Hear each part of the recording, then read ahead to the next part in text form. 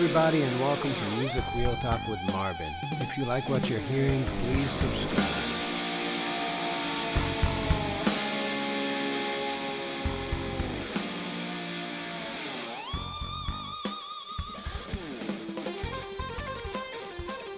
This is a shit show. Starting off horribly. All right, everybody. Welcome to episode 112 of Music Real Talk with Marbin. Are you going to look at the monitor the whole time? Yeah. Stop looking at that. Danny needs to get used to this new way of doing things. You're looking at it again. I'm going to look at it all the time. Really? Yeah. Oh, no. It just makes sense. It's Why? a screen. It's a screen? I'm going to hide it. Okay. You shouldn't Look at hide this. it because we need to see that it's still recording. Just It's don't put recording. it, not It's on the recording. video, put it in the other one. All right. Here we go. Look at this. I Beautiful. also going to look at this, but yeah. Just don't look at that. I'm going to. Do you want to switch places? No, go ahead. Okay. So, yeah. Welcome to the Jeff Beck Cry Party. Let's start. Are you sad? Yeah, so I'll tell you what I was thinking. What were you thinking? So they don't know how they built the pyramids. Right. Right? The Jews did it. Very buff Jews. Yeah. Wait, did I tell you that the other day or no? No. Okay, so the problem is when they try to figure out how to they build the pyramids, the problem is everybody has their own.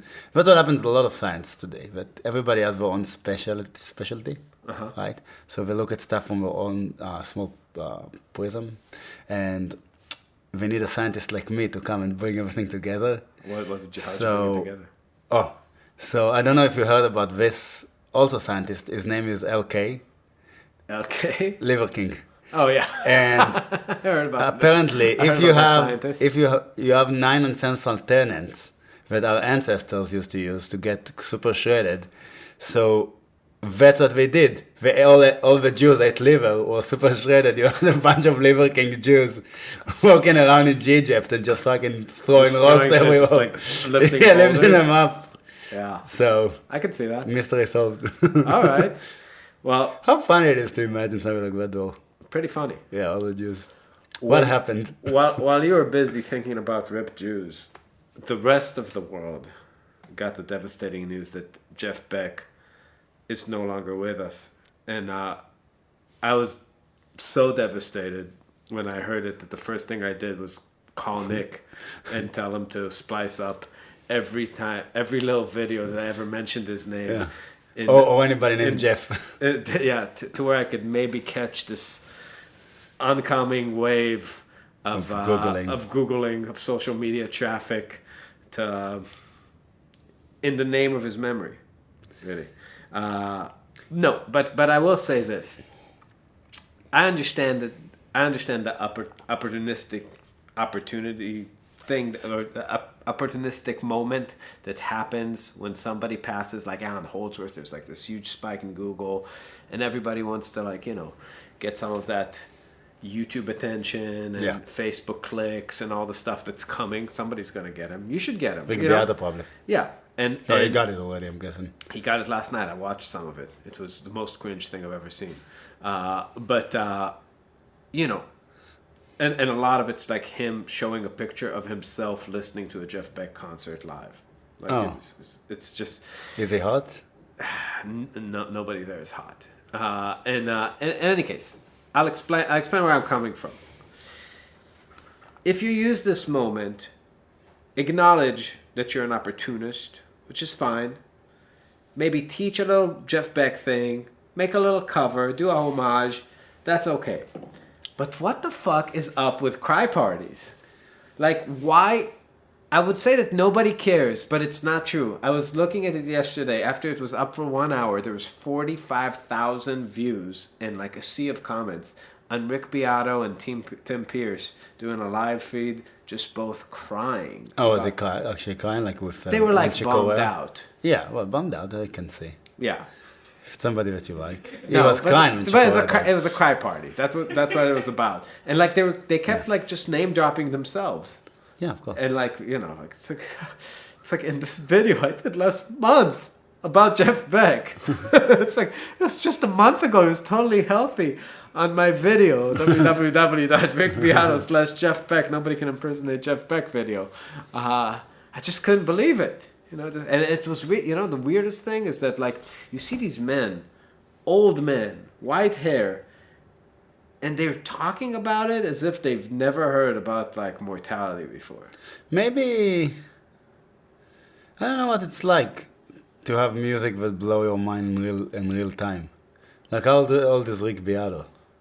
1002. Yeah, right. He's a vampire. Yeah. So it's hard to tell.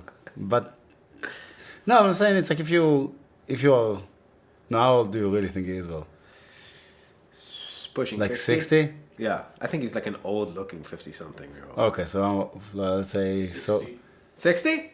So Good 50. guess. Okay, so let's assume like 55 years ago. Let's say 52 years ago. Yeah. Oh, what year was it? 1970. So yeah, so Jeff Beck was probably one of the people that blew his mind when he was coming up. It's amazing, like this generation that you could play eighth notes and blow their minds. Yeah. They had it so easy. Well, we had like people like Frank Gambale sweeping through America. You know, it's like, hey, I learned, I'm playing one string at a time. Yeah, And it's one like note per career. And then it's like forever, one note per string, one string at a time. And then forever, it's like fusion musician of the future will be like, everybody will be like, oh, but Frank Gambale is so much better. Yeah. I mean, I don't know. I mean, I do love Jeff Beck. He is very good. Yeah, his stuff is very underrated, but his actually later stuff is better, I think. Yeah. Emotion and Commotion, I still think is the best album he's ever made. The Emotion and Commotion is great, and you know his last album, it's him and Johnny Depp. I do know that. How unfortunate. You know what I mean? That's your legacy? It's like at the same time. I hope that Amber Heard has like a cameo over too, you know, like she hears shit in the background. That's like you probably didn't think that's gonna be the last thing you did, you know what I mean? No, I probably did not. Like it's not that. I know it doesn't matter that much, but it's kind of weird. Like, hey, but I'm gonna summarize my career career over this thing. I don't know why we would even do that. It's like because he's really old. Because it was like movie stars was still meant something. Yeah. Do you know what I mean? Like I feel like if we did an album with Johnny Depp, like nobody would care. No. Like I feel like it wouldn't even give us one extra fan. You know? I don't agree. Well, I mean, I feel like nobody would care. I feel like we'd get like a ton of exposure, but none of these basic bitches would. I don't think we get a ton of exposure. Who cares? Did you see Johnny Depp? I actually saw. When I saw him on that trial thing, I realized how long it's been since I've seen him. You know, because he like looked like they come out of the woodwork after like being washed up for so many years, just looking like battered ladies. It looks like alcoholism and the plastic surgery together. It looks like an old mannequin. He really looks like he's a real housewife. Yeah. You know? It's like, a lot of these guys. And Jeff Beck looks like her mom. Yeah. Yeah. I'm just saying, it's like, it's not, who gives a shit about, what 16-year-old would you convince, hey, check out Marbin, Johnny Depp is singing, you know?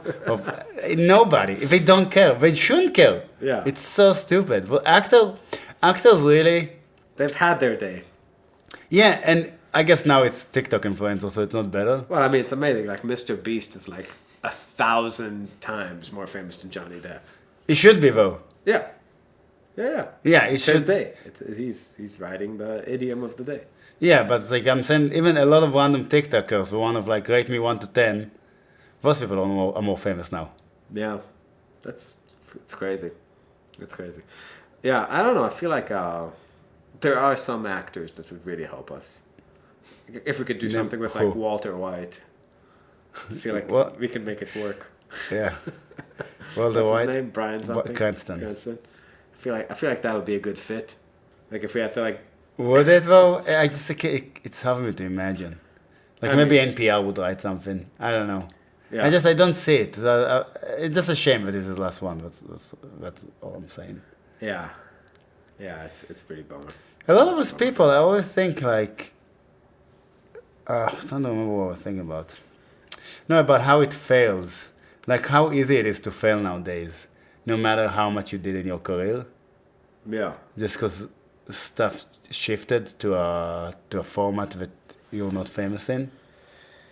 Yeah, it's moving very quickly now. Did you see Scott Anderson European tour? No. Somebody did what we offered Scott a few years ago. What? somebody booked Scott a tour opening for him playing solo guitar. Oh, We offered it to Scott like years ago, by the way, in the States. And wouldn't we end take up it. not. Yeah, because it wasn't worth it for him. He was like, yeah, because the States for him sucked anyway. yeah. And it's like he didn't think it's worth the risk, and he was worried that Leonardo would get upset and stuff. And I was like, yeah, I'm not going to deal with it. Mm-hmm. But now we did it in Europe, which is crazy to me. But I mean, we keep talking about how the world of music is becoming worse and worse. Like, it used to be year to year, but now it's month to month. And it's a lot of machines breaking at once, you know. And since COVID, like, there's this kind of attitude of acting like nothing is wrong and everything's the same, like we're at a return to normalcy, but it's absolutely not true.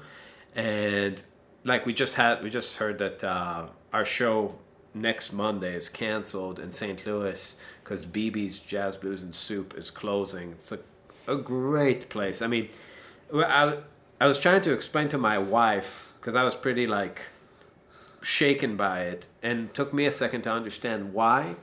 Because, you know, because it's just, in one way it's just a venue, but in another way it's a very symbolic venue of like a good venue. I mean, you go there, the food's nice, the people are nice, the booker is the owner and he really cares about the music, he only brings good bands, and he runs the sound, he talks to the people. It's like all the things that you know, he checks all the boxes of like the kind of place you go to for a decent night with music and hang out, and they just in a great location, and they just couldn't make it work. So it's like, think about like all the shitty venues. I'm pretty sure that like about 95% of the places that are still opening are literally just cover band venues that are pretending to still be normal venues, or money laundering operations for the cartel. Did she understand it? Huh? Did she understand it? No. You should have used her word to explain it. How? Like, be like, imagine that there is a 3-letter government agency that just all of a sudden shuts down. What's to stop What's CIA to fall once the IRS is gone? Yeah. That's what all the bureaucrats do, you know. There are so many people working, getting financed by this place. No, the point. Like the HR person, the diversity manager, the assistant to the diversity manager, all the secretaries. I get it. So many people. Listen, it's when you think about it, it's the worst. it hits closer to home like that when you say it like that. No, but it's so bad. I mean, we're about to go on this like tour, and like honestly, I don't see it going well at all. Well, We have a lot of like guarantees and like, you know, private type events. The part with me probably will go better. Yeah, but Well, it's also a problem because we haven't been active. Just forget Facebook. We haven't been active. You guys, the stuff that happened without me, obviously, it's also a problem. I told you it's gonna be, but obviously it's gonna be a problem. yeah. So, yeah, it's an issue when people don't know what to expect and when there's a feeling of uncertainty. But it's fine. Well, I'm it's saying not something we can manage. beyond that, I think there's something else going on. Like just being around, you know, Reggie's and like, you know, this like. I talked about this before in the podcast, but like Reggie's used to be a booming place. Like the event, Chicago went from a place Reggie's, where Martyrs. went from a place where if you wanted to see terrible bands from all over every night of the week, you could see 3 of them at 50 places. Yeah. You know what I mean? You would have like literally 50 venues in Chicagoland where there were 3 bands a night. Yeah, but nobody wanted to see that, so it was just a matter of time until it's going to be done. Yeah. The crazy thing is now you don't have a band, so that's what happened to me when I booked. So when I booked the tour that you guys did, 99% of it without me, like I just joined for Idaho stuff. No, I did also. You did a few shows. North Dakota and stuff, yeah. But when I booked that tour, when in Portland I didn't take a show in this cool venue, because I had a venue in, what's the other place? Like in Washington? Tacoma? Tacoma, yeah. Yeah, the venue in Tacoma also had a venue in Portland, so we wanted me to do both of them. Good venues, right? Mm-hmm. And Very nice. so I told the guy that I'm not doing it, and he was so upset and tried to convince me to still do it. Like they don't have bands. Yeah. Which, so on one hand, I never encountered, like in many years at least, and didn't encounter like a fact that I could not find places for us to play shows in some places. And I did. I ended up finding everything, but it took forever. It was like I worked 1,000,000 hours on that tour. And then on the other hand, some venues were like, I need you to play. And like a lot of venues wanted to play, like the place in Seattle that we play and bring people. He was like, hey, if you can do Tacoma and Seattle at the same time. And I was like, I can't do Tacoma and Seattle, but just by each other. Right. You know, it's like, it's But a yeah, suburb. it's getting to a place where like they don't expect people to go, more than More 5 than miles. 5 miles. And and they just need the bands, which is, this new generation of players, they're just not going to know how to play live. It's like it's just not going to happen. Like you're going to have a different kind of player fundamentally. Like I think it's already, like the shamelessness of it already is completely prevalent in the new generation, where you see like the guys in NAMM from like Polyphia and bands like that, and they play like children. Sean, that was the band we saw in Austin. Well, I just remember like That's they were I don't remember, I think it was one of them. one of them. Thank I You don't know if it's Scientist. no, one it of wasn't them. Thank You Scientist. Yeah, one of those bands. But yeah, they were just like, we were watching one of those, I don't know, they call them fusion, but they're like prog No, it's not fusion. metal. Like the prog metal. Prog bands. metal, Like shred. It's shred. whatever. Guitar shred bands. Yeah, but like, you see them and they're not at that level of like, a Greg Howe or a Tony McAlpine or a Malmsteen or Steve Vai or something. It's like, it's not that type of player. It's these gamer kids who spend a lot of time editing audio and just never develop the skill to be consistent technically. It's more than that. I was just I had a small back and forth, like positive one on one of my sax therapy videos with this guy, and I was explaining at the same point that you need to do a lot of things.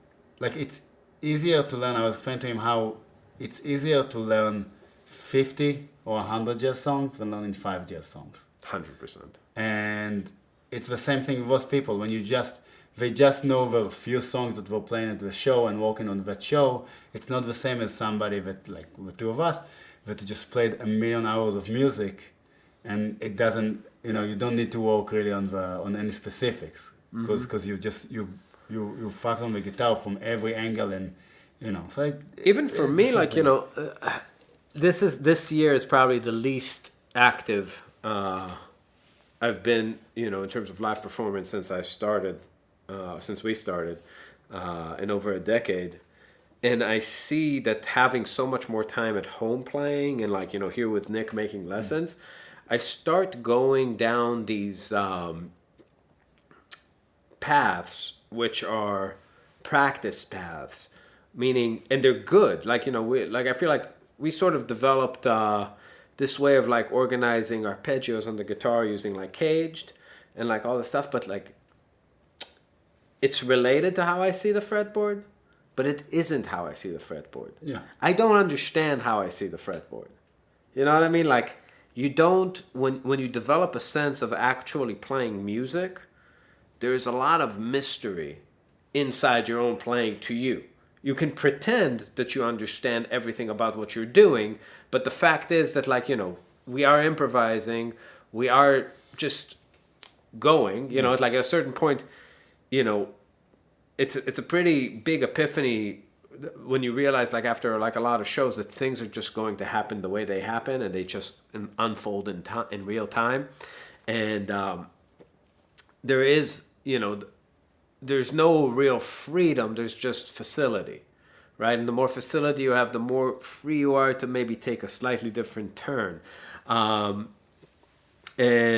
when you spend a lot of time practicing, a lot of time at home, a lot of time editing, a lot of time just kind of like playing something to the computer, pause, play, you know, you are using a lot of, you are building these networks that don't survive the actual, like, you know, factory test. Like if you just practice this, you know, working with these kind of structures, these things you think might work live, then you go play and just they disappear under your feet. Like you have no safety net, nothing to lean on. And it's like, it's so weird. Like you can practice for a year thinking that these concepts really work, but you're up there with a drummer that plays a certain way, a bassist plays a certain way, the sound is a certain way, and all of a sudden you're back to just you and the guitar and looking down, and what do you see? What's actually available to you in time? And it's not only mysterious, it's like uncontrollable in a way. Like when you're, we've said this a lot of time in the podcast before, but like, you know, your playing mind and your practicing mind live in parallel, and they feed each other, you know, sometimes in a way that's hard to explain, and you got to have both. But without the playing, it's all practicing, it's all home. Like to me, think about it, usually the stuff you would practice, and I'm the same for many years, is some stuff won't go right on the shows, and then you go and figure it out at home, which usually doesn't take a long time. Right. And then you go back and you play, and then you figure stuff out like that. And then you think about stuff more holistically, and what stuff, like generally what you like to improve in your playing. Mm-hmm. And that's how you really get better. You don't get into like small concepts and then, you know, dive into them. Because it just doesn't, like you said, it just doesn't translate into your playing. Yeah. And it also doesn't fit into your playing. That's a problem. Like I remember a lot of times, like you would hear somebody good, like even not somebody great, but you know, like Chad, you know, Lefkovich, Brown, and it's like I would hear him and I was like, oh, let's try and do some stuff that's kind of makes sense. And I was like, yeah, but it doesn't fit in my playing. Right. Like it's not like our playing can mesh up. No, your playing won't accept everything you throw in it. That's for sure. Yeah, it doesn't make sense. And it's also, you have only a certain amount of time in your playing, so you can't really be like, hey, I'm going to put a huge chunk in there. Because it's like you don't have time to put chunk and just also put in a big chunk that's not something that that's malleable, that you can change and use in every song. To me, if you can't use something in every song, you can't use it. No, you know? 100%. So it's like I don't learn licks that have to do with a specific progression, a specific place. I learn stuff that I can just change and just use all the time. Yeah. So, you know, it's a different perspective. You know what I was thinking too? I heard the saxophone player today, and I always have issues with it. And I feel like it's easier to, when you listen to it on different instrument, to hate it. Mm-hmm. But I heard the saxophone player today in one of those videos, like, oh, this guy, somebody should tell him what key it is. And it was a joke, like, because he's playing so, like, burning. He was, like, really burning, like, jazz half fusion. He was playing, like, breaker licks on it. And I was thinking, like, I can't explain why somebody that plays breaker licks sucks. Do you see what I'm saying? I can't explain it, because you say, yeah, but it's not a breaker solo. Breaker never played with solo. So why do I not want to hear it? Like, he plays it well, the sound was good, like, again, not the best sound, but the sound was good, and the technique was good, and he had a great time, and he really nailed all the licks, like, you can really hear what he practiced. Yeah. But it was so much breaker in so little time. Yeah. And I was like, I'm listening to it, I was like, I don't want to hear it. Yeah, no, because it's lame. But why? Because it doesn't matter how you dress it up in your mind and how you excuse it. Everybody knows what you are. A sad copycat who didn't know when to break away from the direction he was marching at. Yeah, you know what I mean? It's just so obvious to everybody. Like the moment you go from being influenced to active copying, it's like when you learn any lick. You know, a lick presents an opportunity for real learning and a temptation. So that and it's a real simple psychological thing happening. The opportunity for learning is like, this lick is constructed of so and so, these notes, these rhythms. It's also an opportunity to juxtapose and compare the stuff that comes out of you to that piece of music. Ask yourself, what's the difference between this Coltrane phrase and the way a phrase comes out of me on the same tempo, same harmonic context, and then you can make like these quality, comparisons, and maybe inch your playing up by understanding a difference. That's an opportunity the lick presents. The temptation the lick presents is, I'm going to play this beautiful, like Gollum, like, my precious lick. I'll throw it in, everybody's gonna love me, like they love him. But and it's like, they do in some way, because but they don't, because we're here talking about this fucking guy. We don't. But but there is something. I'm sure there's something in anybody. Okay, there are people who don't know Brecker, and those are the people that these people get. No, I disagree. Or they don't know him well enough, or I think it's they have a spectrum. They think Breckerism is a spectrum. I don't think it's a spectrum. I think that people own the sound. I'll tell you what I think. I think that because how when I realized it many years ago, but that one of my issue was with licks and with doing specific stuff, and that's why both of us had this period. Like it would happen to us that we would play too much the same on songs, right? And then we'd be like, we have to stop playing this thing on that part of a song. Sure. It would be stuff that we played, but it'd be like we played it every time. The solos would become like compositions, not they'd lose their improvised feeling. Because the solos would be like night after night. And everybody would know like specific places where you would always do one thing. Yeah. And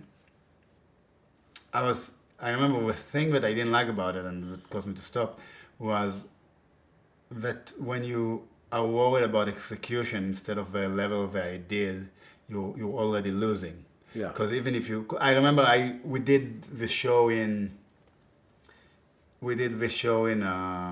Gainesville, and it was recorded, and I heard it back, and I was like, it's like even when I execute stuff well, it's still not good, because it's like it doesn't matter. It could be good, but it's not interesting. I think that's really it's not good for me. It stops being interesting. First of all, this imaginary audience, for all intensive purposes, exists in your mind. Meaning, like, if you can't have the perspective of it's interesting for somebody else if you lose interest in it. Like people will like it because you don't know what people think. So the only thing that's safe to assume is that if you're bored with something, it sounds boring. I don't believe in that perspective of like, it's like, I'm past it, but like they haven't heard me do this thing. Well, maybe there was a time where you found that thing interesting before it became like blah, that you managed to inject that feeling into the music. But if it's gone, it's probably gone for everybody. That's my perspective on it. But you understand what I'm saying about you focus. Focus on the execution. You focus on the ideas. Yeah, because solo that has good ideas is a good solo. But I'm saying a person like the person that I was talking about, all the people that listen to that, and especially to content on YouTube, it's all other musicians, specifically other saxophone players. So all they look at is the execution, because they all look at Brecker, they all like Brecker, they all play the same stupid licks. Right. And that's what happens with jazz. They all play the same stupid licks on the same stupid songs, and then they're like, and all they look at is, he executed it so well. Right. Like at 400 BPM, and he did this. Well, I mean, gypsy jazz is a lot like that because they all play the same lines. Yeah, exactly. Yeah. And it's like, it's horrible. Yeah, horrendous. I agree. Yeah. I agree. Yeah, it's that's the unfortunate bit. I think that the only interesting thing about jazz playing is seeing people going for constructing, meaningful sentences out of the language in real time. And once you've kind of, in your mind, have committed to the sequence already, and it's just about nailing it, then you're just, a glorified classical musician with shitty compositions. It's like jazz solos don't sound like solid compositions. It's like the exciting part is that you're pulling it out of your ass, and that's why it's good. That's the thing people are there to see, or used to be there to see. Now they're not there, but you know what I'm saying. Yeah, I'm hoping that, I don't know, maybe some people will listen to us, because we're all musicians, I'm guessing, but I'm guessing not all of them play for a living. I would hope some people would start stuff to. I hope some people would start stuff and try to make music in the real world again. Do you know what I mean? Like venues, shows at home, like whatever it is. Like just find ways to make music work. I don't know what it's gonna take. I mean, I am constantly at a point where I literally have nothing to look at my phone. Like I don't know if What about the guy that asks people to rate him women to rate him 1 to 10? that's interesting. And then he's like, rate yourself. And then he's like, what's my chance of bagging you? And then it's like 60%. He's like, oh, I like that. Here, let me put my Instagram in your phone. Next video, same thing exactly. What about that guy? I mean, that guy's a genius. But if I'm just talking about like normal people, seriously, like I have no go-to. Like I hate guitar channels. Wait, what about the family that I'm told, my sister is told, or my brother is even told? Maybe I've just seen everything. Everybody said that. Well, you can see it again. Did you see him doing it in the living room? What about outside the house? What about standing next to a car? What about a tree? Yeah. Well, it's good because you realize how tall they are. I know, in different. I know. They look different in different rooms. Maybe you have different shirts on. It's true too. Yeah, there's a lot of ways you can shine. I guess, but I mean, the people who are supposed to create exciting content that's engaging for me, like I can't see like Mr. Beast. Like, you know, like I see it for like a second, but it's like, I gave $1 million to a guy, you know, fly to Africa and bring me a mosquito. Like, you know, just like, I can't, like the kind of, I get why, I get it. I get why it's like entertaining. It's interesting, but not for me. Like, I just don't have time for that. It's just not the wavelength. I'm too old or something. But also the stuff that's supposed to be for me. What's like, supposed to be for you? I don't know, like Jordan Peterson or something. Like, I'm tired. I'm so sick of him. I'm just fucking tired. It's like communism. Like, okay, God, like, please don't. Socialism all the time. I'm gonna have to kill you. I only eat beef. Fuck you. I'm sick of him for so many years already. Yeah, like all these dudes. It's just fucking like, suits too. Like this. Every day is bar mitzvah. Why did that sound like a normal person? This fucking thing of like, you're supposed to take in like philosophy and life advice from your phone. I saw something about him mean? Like standing with a suit and half of it is like heaven, half of it is hell, and this one is made of cashmere. And I'm like, I wish I could punch you in the face like that. It's like, you're so obnoxious. You know what I mean? It's it's literally like my Bugatti. It's like I'd rather hear Andrew Tate talk about his Bugatti than Jordan talking about his fucking heaven and hell suit. Some people. Which one has picture of Jung? Which one of Freud? Fuck you. No, for real. No, I cannot stand it. Some people are just not meant to be famous because they're just. Yeah, like they don't know how not to be dorks. Yeah, it took everything out of him. Everything out of him. Like all his good stuff was in the beginning. Yeah. Like everything now is like. Whoa. Yeah, just talk about Peter Pan more. What happened to Peter? Everything he did in the beginning was a million times better. His arguments, everything came to the scene. All the reporters started taking him down. All the stuff now, it's like in the last few years, like. Ugh.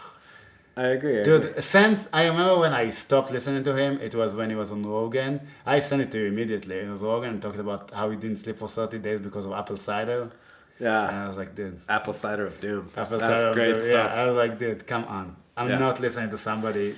He did make it really hard to take First of all, you cannot not sleep for 30 days. And definitely not because I drank apple cider and I was in bed and Joe Rogan was like, and what was it like? Sheer terror. Apple cider. I was like, dude, I can't listen to somebody like that. Yeah. And he's like, and I think very carefully about what I say. It's like, do you? Do you really think carefully about what you say? You just said we had sheer terror from drinking apple cider. I'm saying, so that shit's lame. All the and like, you know, this idea that you're gonna like take some sort of like Yale course on YouTube on the treadmill. It's like what? Like, you know, like this like heady like lecture-y kind of YouTube stuff. I can't do that at all. Well, I think we should. My dad does it all the time. He just like he walks around with like one headphone around the house doing tasks, just like listening to like I think one headphone like in Russian about like the Ukraine situation from the inside, and then like the other one's like some Stalin Yeah, history. and when I talked to your dad, he was like, I don't know. Yeah, well, Too many options. I think he learned that talking is futile. And Yeah, I know, because he's listening too much of his shit. No. Listen, I thought No, about because it. he's talked to people like his whole life and Yeah. had opinions and didn't change. Nothing changes. So Yeah, I he know, gave that's up. what I think too. I gave up now. I think listen, I think the problem is, I think we should cancel universities. I was thinking about it long and hard. Really? Yeah, Why? because what's the fucking point? We don't know anything. Nobody learns anything. It's school too. Could you believe that? It's Like, such a waste of time. Go to a job, It's- do like free labor until you learn how to do the job, and then just go. You know it's what I mean? 2023. We've been talking about this for years now. No, not just. There are but- people like today signing up for like Berkeley, being like 200. No, not just music school. Every school. No, I hear Cancel you. every school. I hear you, but can you like every year that we talk about this, it's like they look out in the world right now and they're like, I have to pay $200,000 to have a music degree. It's a great choice. Talking about content, I saw. Why don't do they have content classes at Berkeley? Wait, They have. Listen, They have to. We have this video. Somebody Google that, please. I just saw we just took the clips. So it was a content thing, but was like, I don't know, probably like 15 minutes, and I just saw the 2 minutes of this one lady talking and the end of it. And it's a thing, I saw a different video of it, that's why it popped up, of people, they put a bunch of people in the room that have something in common, and then they have to rank themselves from least to most. So one I saw was about prison time. There are a bunch of people, and they had to just guess without saying how much they were in prison, just looking at each other, they put themselves in a line who was the most in prison. Were they right? Oh, they were not even close to being right. Okay. Yeah, because never mind. But the one that I'm talking about was about IQ, and they just cut this lady talking shit about everybody else, and especially about that one guy, and about how this guy didn't even fucking go to college, and I have a PhD, and I'm so this, and I'm so that, and she had the lowest IQ, and her IQ wasn't even above average. Do you know what I mean? And Yeah. it's like, because that's what's fucking people. Because every system you have, it's not just in music, every system you have to go for the idiots. Because it's like, how can you not? The system will fail otherwise. Right. I used to say it about you need the people, regular you need the school. money. It's like when you go to regular school, like whatever, and it's true to Israel, it's true to every fucking country in the world. You go to regular school, the people that get A's, if they'll get A's anyway, so Right. there is no reason to pay attention to them, right? So the only people everybody is just tested by how many people pass and how many people and the average. Sure. So, and the dumb people, no matter what you're gonna do, They're not gonna get they're it. not gonna get it. So the only way you can fix anything is just take the level down. Yeah. That's the only thing you can do. It's like if you make people actually learn, that's why they stop learning. That's why it went from, hey, you have to memorize shitloads of stuff, to, hey, memorizing doesn't really mean you understand. We'll teach you how to think. It's like, why would somebody that has a degree in education can teach anybody else how to think? Because people didn't go through anything. Like, why going to 12 years of public school, then another 4 years of public university? Why Prepare you would to prepare you to edify? teach people Yeah. how to think, think? like you're Plato or something? You know what I mean? Like you're the Buddha. It's insanity. It's like you can't. Yeah. Just the fact that you spent 12 years in school and you're like, I should be a teacher. I should go back to school. It just shows me that Disqualify you from ever talking to anybody else about how to think. Yeah. It's like you're in the mind and you're like, well, I can. It's Well, like, they took it a different direction now. Now it's like now these people are in charge of explaining to you how many genders. how many genders are. Yeah, I was just saying it's insanity. So I think just cancel all of it. End of it. You want to do a job. It took a bad You turn. want to eat. You need to work. Go find somebody to mentor you. That's the only way I to feel do like it. half the people probably should breed animals and should teach the other people, half the people, how to hunt. Just set them loose. It makes no sense. Yeah. Back to my point. Dude, Fucking 2023. People still going to Berkeley. People still being like, I'm going to go in 4 years. In 2027, I am going out in the world to be a singer-songwriter. Yeah. It's like, it's gonna work great. You know, it's gonna be great. Dude, so I was listening to the podcast of Dave from Turquoise. I know you couldn't survive it, but I know him, so it was easier for me. Just talking about the I met demise him a of bunch of times, just he speaks too slow. Yeah, Slowly. it was incredible. Like the place they got to as a band. And when it's over, it's so over. Like they were playing Red Rocks, they were playing with the dudes from Talking Heads, playing massive shows. They make what almost every band we know make in a year. They make in a show. In a show, yeah. Yeah. Like, you know, lots of zeros. Made. And then Like they not how much we made in a year, but close enough. Close enough.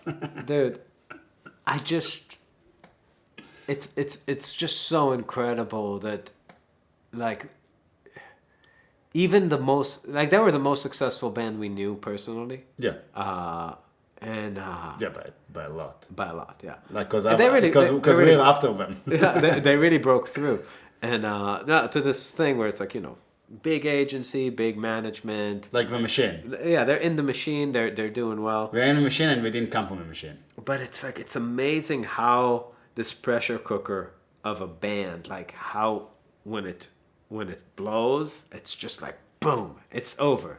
And everybody's back to square -1. Yeah, it's easy to see from the outside how After a it could decade. it could never work, but from the inside, I'm sure But I'm sure it's also like you can't have what they did, which is everybody has, like it has to be employees. Yeah. You know what I mean? It has to be. That's what people don't understand. But we discovered it too. Yeah, It's we like discovered it it has to really be quick. employees. Really quick. They have to, and people don't get it, but it has to be. And yeah, it has to be like with band like Marbin or in any band, because you live in like shit, and it has to be employees that are committed and you're friendly and you like each other and you can spend time together. Because when that doesn't work, it also doesn't work. Right. But it also has to be like they know they're getting paid. They know how much they're getting paid, and it's more than that. They know that what you say goes. Yes. You know, because if that's not the case, like like I listen to John, but I also when I done listening to John. No, you got it. The people need to know. And John needs to know it, and it's good for John too, and he knows it too. Yeah, I mean, it's people need to know that the country they live in is a dictatorship. Like if the people of North Korea thought that they're in a democracy, it would be a lot harder to run the country. You know what I mean? And I feel like a lot of bands, in truth, Turquoise was a dictatorship. It was run by Dave. Yeah, but they didn't were everything, run down. but they were pretending that it wasn't. You know, and like the tension when you do that just grows and grows and Yeah, grows. but what happened to us? Yeah. Dude, I tell you guys what happened to us in the beginning. We barely made any money. Like barely made. Like me and Danny were like in our 20s. Our drummer and bassist were younger, and the bassist was same age, and we just survived enough, like to pay our bills. Yeah. Like that's it. Yeah. Like that's all we had to pay our bills barely. Barely. And really what we did was we would go on the road because then we would have no bills. Because like okay, we get food. Right. You know. So it's like we just need to make enough to pay our rent and to survive, and that's what we did in the beginning.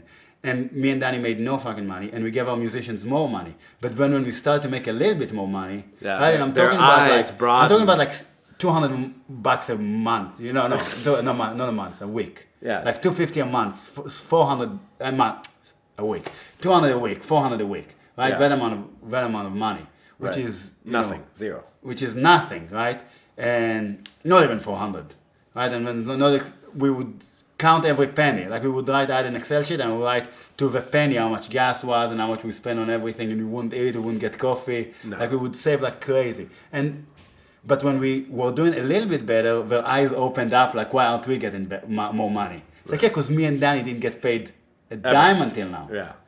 And it's like, we need to make a tiny bit of money, and we all got So butthurt. so butthurt. And because when we started with them, was like, listen, we're going to pay whatever we can. Yeah. Which we did. Yeah, it's very it's impossible. It would have to be such a rare situation for a band led by like a quartet led by two people to keep your original rhythm section as you grow past a certain point. Because you have to start from this place of like, we're musketeers, we're all in it together, and somehow transition out of that into some sort of like hierarchy that makes sense. And I can say also that people have to understand on the other hand, Dan and I, the thing we care about most is the music. We always did, right? And that's a lot of the reason why me and Danny, clicked like that. Yeah.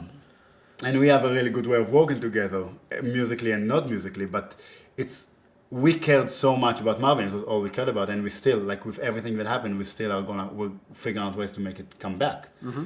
And I really do believe that we can make it come back. If not, we wouldn't have done everything we're doing and investing our time and going crazy. But the other people don't care as much. No.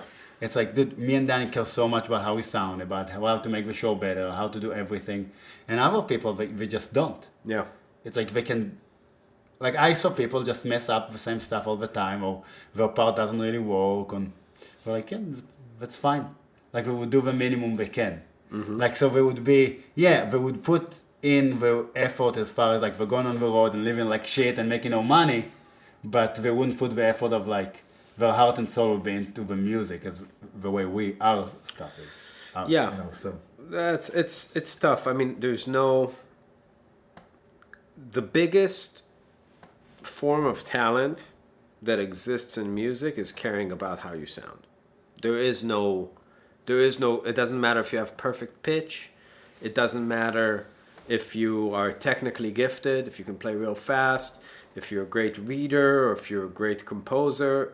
All those things are really secondary to caring about how you sound and having some sort of like balance between the ability to honestly self-reflect and to just, take steps to solve the problems. Because if you're that kind of person, then it's a lot of layers to peel back. But if you're in an active process with it, over time, you're going to get where you're going. Listen, I've seen, just in the beginning with Dave Brando and stuff, it's like, when did you realize you're musically inclined, like you have talent, like you're a talented musician? And he said some stuff about it, but to me, his answer was nothing as far as I'm concerned. But that's what people don't understand, that you have a reaction to music, because I think he is talented. So it's like you have a reaction to music, and if you have a deep reaction to music and real understanding about what makes the music good, then that's talent.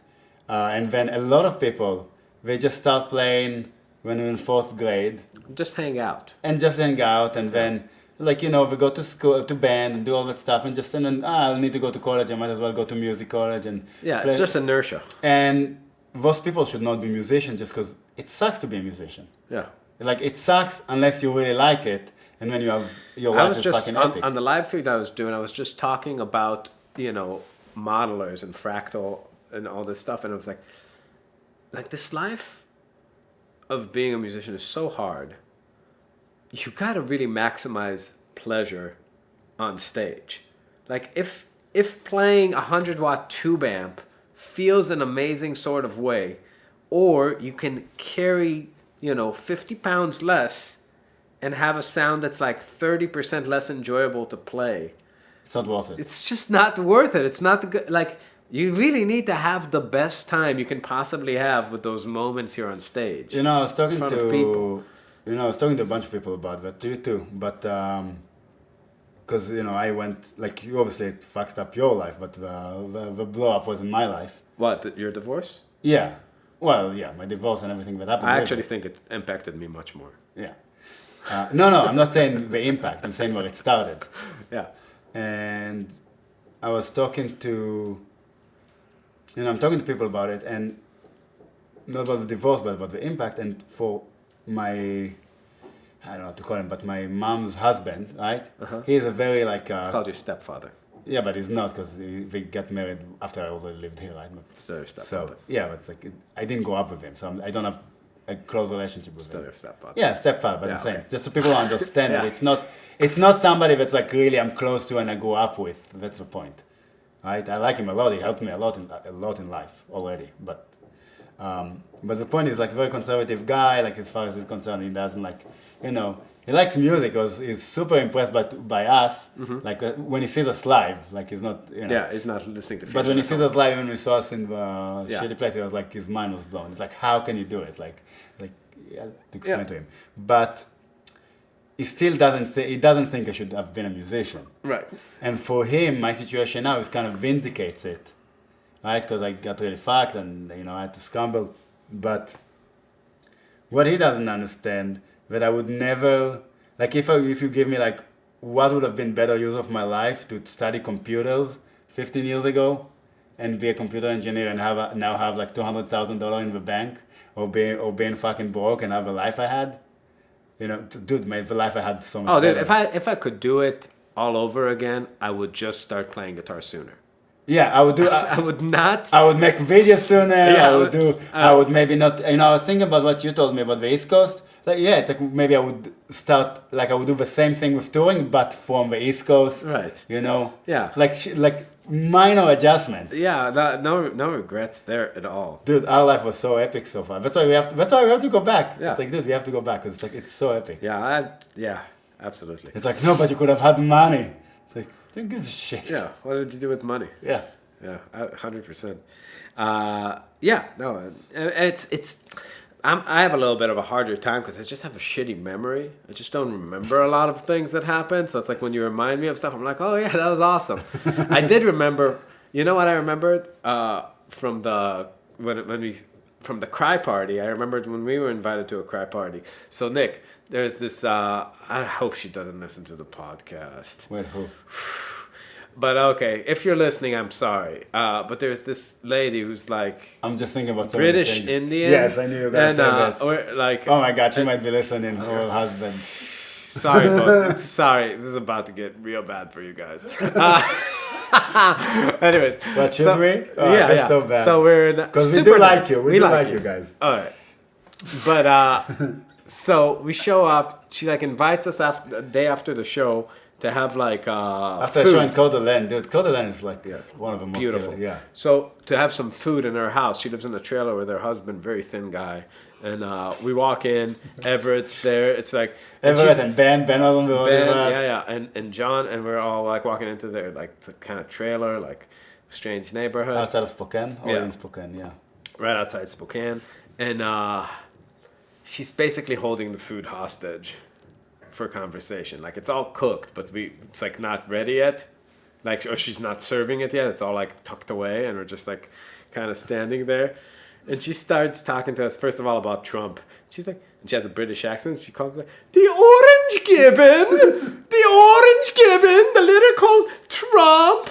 Oh, and just like starts like doing this thing for her, and we're all just like standing around like, all right, like it was interesting. And then like Everett's like, you can see he's getting distressed. He's not good in social situations like that. It's like, it's like this is a lot right now. It's like He also doesn't eat, so it's like so for him, it's like it doesn't matter. There's no upside. Yeah, it's like he's it's like just all there those 'cause we fat- want free all those food. fat Jews always looking for free food, and like he doesn't even eat. no, yeah, it's like you ripped. He has like a 24 pack. Yeah. But anyways, so and then she Like he starts, sneezes and he gets like swole without then- any food and intake. literally like I'm shit you not. We're all just like looking at the TV, and a game of tennis comes on, and she starts literally going like this.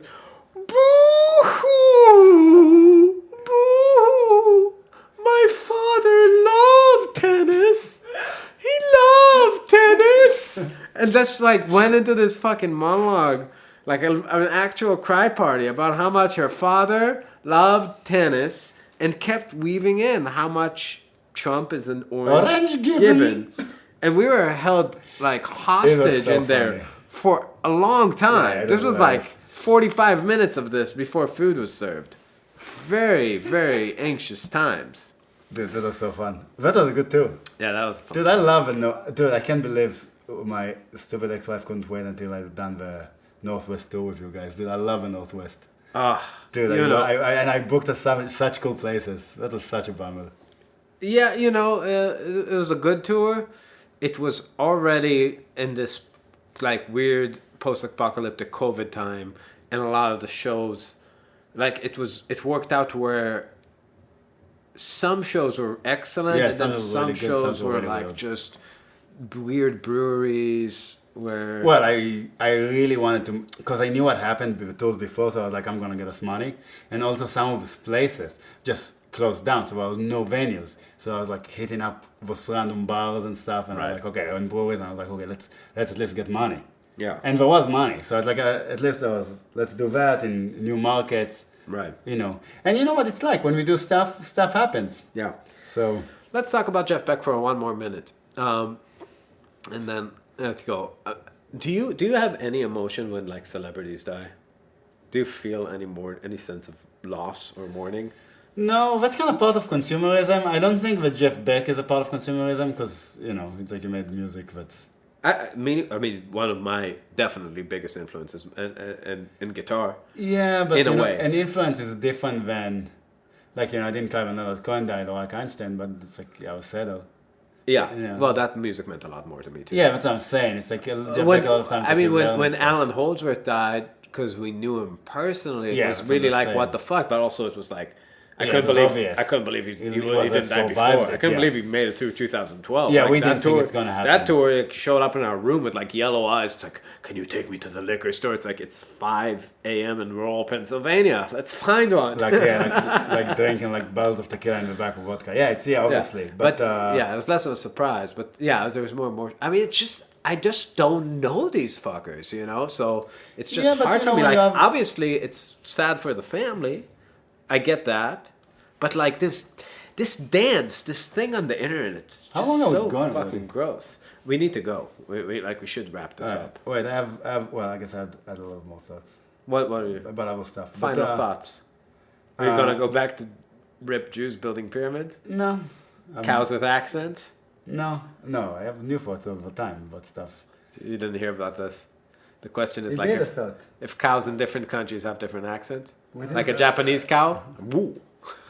No, I said if their accent has nothing to do with the accents of the people, but I don't understand why you keep saying that. Yeah. Just different. Yeah. Because they do in different languages have a different voice for the cows. Yeah. And the sheep and all the shit. Yeah. Like frogs here say rabbit, and in Israel they say quack quack. Quack, right. It's not even close. Dogs, have. Woof woof. Yeah. Yeah. Cows. It's not like it's But- not like, oh Cows moo in both Hebrew and in English. yeah, but it's only two Cats languages. also meow. Yeah, it's only two languages though. Yeah, Also, cats get around. that's true. You know what I was thinking? No, but we already have a gig, so. Alright, I had a lot of thoughts. What were you thinking? Okay, next time on Marbin Real Talk, Next episode. I will talk more about evolution, but of humans and different animals. I had a lot of theories about evolution, as everybody knows. So more about evolution. And then I want to talk, maybe we should say about that. Do we not really know enough time? Because that is related. Go ahead. Is related. Well, I guess it's two separate thoughts. So one thing was I read this article about talking about how in Israel all culture is infantile, and even highbrow culture now has to, after a few minutes, just have stupid jokes and talk to children. And the reason is because in Israel everybody has a lot of kids, so everything is about children.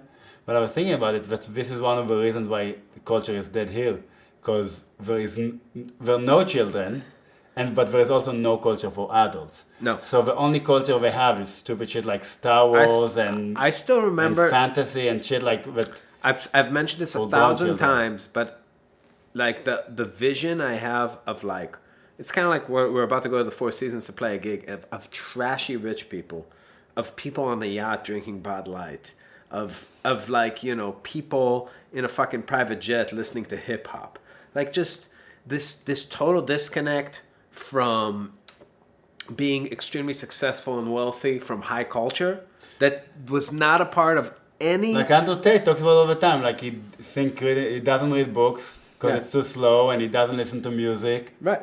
It's like this disconnect is brand new because the people that could afford the most wanted the best, in previous generations, but now it's literal idiocracy. Well, not just Bill. Everybody wanted, because you.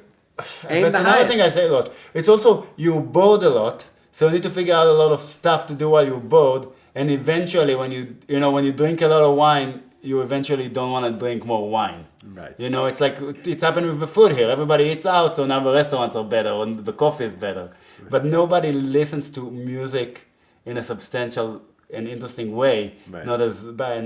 So nobody wants music and nobody wants culture for adults and nobody has it, and it's just terrible. But so that was one thing, and then the last thing, I guess we can talk about more. And the last thing is, I don't get, and that's also has to do with Jordan Peterson. I just don't understand why would anybody give Jordan Peterson money, and more I don't understand why would anybody see him live.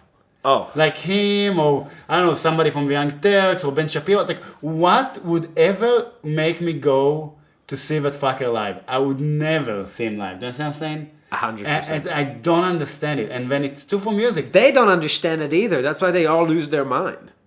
They're not supposed to be famous in that way.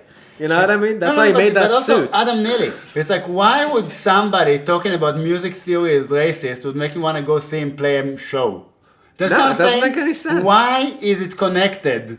Why is Rick Beato on YouTube so I need to go see Rick Beato? It makes no Doing a theater tour? goddamn sense. Yeah. You know what I mean? It's like, I don't understand it. Because I have people that I see on YouTube, I do not want to pay to see them do something that's, even if it was related to what we're doing. Mm-hmm.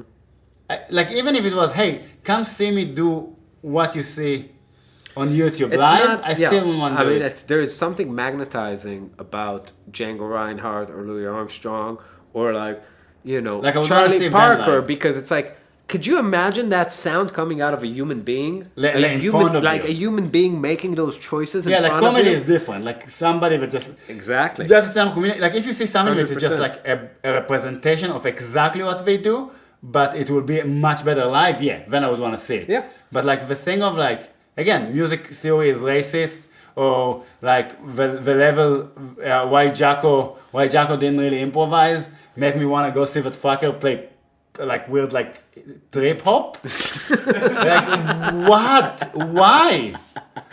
But it just shows you Because people are like, I'm like, I want to go out. I know this name. This is the guy from the phone. Yeah, but it shows you, because when I was in my 20s, I was like, what the fuck is going on with culture? I don't get them. Dude, and now I even get them less. I know, dude. Could you imagine how out of the loop we're going to be in like 5 years?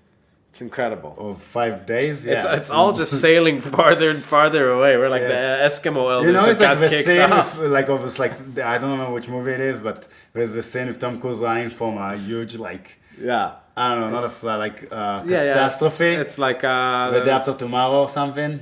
yeah. And that's us, but it's already passing us with them still running, you know what I mean? Yeah.